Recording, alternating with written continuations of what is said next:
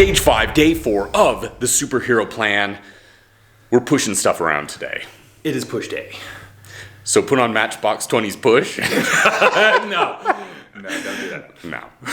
So we have two exercises starting off this workout. The first one is going to be the front squat, and it is going to be supersetted with the wall sits. Front squats, primarily going to be focusing on the quads, a little bit in the glutes, but some of the positioning is good to understand and know because it can differ quite a bit from the back squats where the bar is placed on your traps. This one is going to be placed right at the clavicle level. And there's two ways to do your grip. You can either do a cross grip here or a clean grip where you're just like so, elbows are nice and high.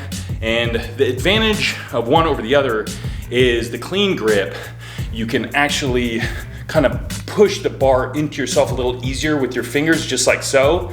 But the problem is if you don't really have a lot of mobility or flexibility in your wrists, then it can be hard to get that proper placement there. With the cross grip, it can be a little bit easier, but you're not gonna be able to really hold it in place as well as the clean, but it can be quite a bit more comfortable for a lot of people.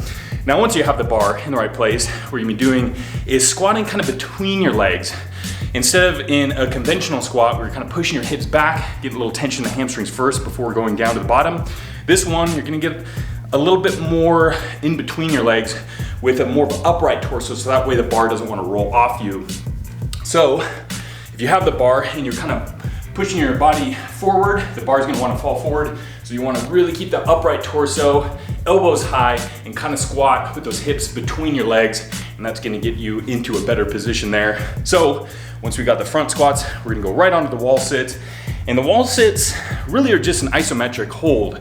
You're getting into the sitting position and you're gonna make sure that your knee joint is a 90-degree angle and you're placing your back against the wall and you're just holding that for 60 seconds. So really, you get a lot of burn in your quads, especially performing it right after the front squat. So this is definitely a quad destroyer. 10 seconds. 5, 4, 3, 2, 1. Oh,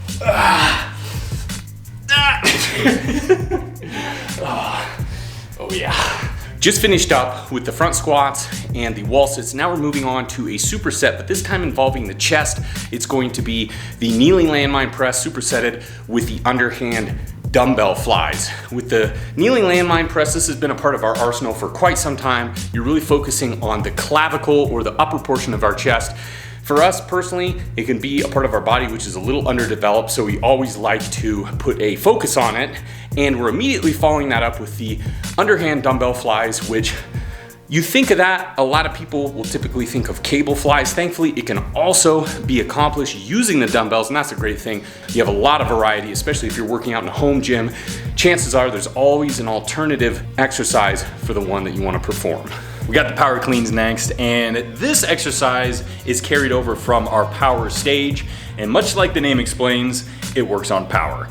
So we're really utilizing the legs, the hips, and also the traps. So you're really pushing with your legs and pulling with your traps to get it into that clean position. And we've done a lot of explaining in the past about this exercise in the power stage, but we also have a very lengthy tutorial in the back of the program that really explains how to do this exercise. And one thing to remember on this exercise, it's very technique heavy. So make sure you really practice at it. You can film yourself to make sure you're doing it correctly and make any tweaks here and there. Really practice this exercise, get better at it because it is a good one. Back to the supersets with the chest dips, going right on to the seated pin press. That one can throw you off a little bit, especially since you're used to having the security of when you do the overhead press, you kind of rest it back on your clavicle, on your shoulders. When you don't have that, you got to give it that extra little in order to get up there. You got to work on your yeah. Listen to some Master P from the mid-90s. Any buff dude wants that's what you gotta work on. The dips are primarily focusing on the chest, really getting a good stretch on the downward position. Lean forward, really flare the elbows.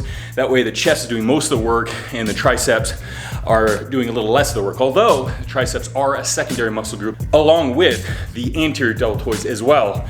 So we're hitting that chest, but we're also doing a lot of shoulders with the seated pin press. Now with the pin press, much like the pin squat, where you put the pin is gonna dictate your range of motion. So we're doing a little farther range of motion, although not the furthest range of motion you can do, because we're not going all the way down to the clavicle like Hudson was saying.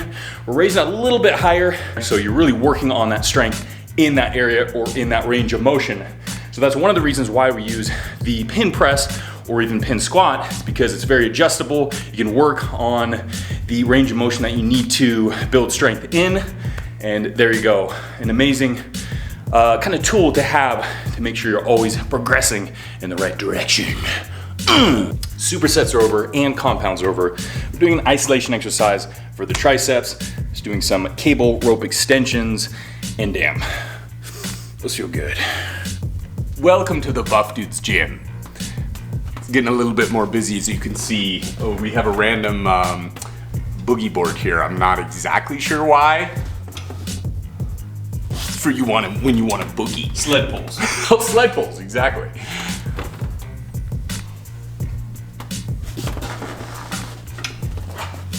Got a boot. This is like the Buff Dudes garage sale going on right now. That needs clean. We're on to standing calf raises, and it's a muscle group that can really be neglected because it's one you don't see a lot, and then you can even get into the habit. Like you may notice I am now wearing the jogger pants, but you don't want to forget it, because not only does it really help you in your form of walking, which we all do a lot of, it's also visually very appealing when you are symmetrical. So we have the benefit of using a power rack to perform our standing calf raises, but if you don't have that, you can always use body weight. You can even do a seated variation. Just put a dumbbell over your lap or a 45 plate. There's many different ways of getting it done. Yeah. Wrapping up this workout with wood chops, we're gonna be doing 3 sets, 15 reps each side. We're gonna be targeting the obliques on this one. And seeing as this corner of the gym is a little bit like Buff Dude's garage sale central, we decided to go ahead and switch it up a little bit with a band on the power rack. Again, another variation, a little different, but it works equally just as well as using a cable. So I'm feeling pretty damn good for this workout. This is 6 of the most intense days that I've ever done, and we are over halfway finished. That means you are too. Good luck, we're with you all the way. We'll let Brandon wrap this one up. I can't say all the talking, that's rude. Yeah, stay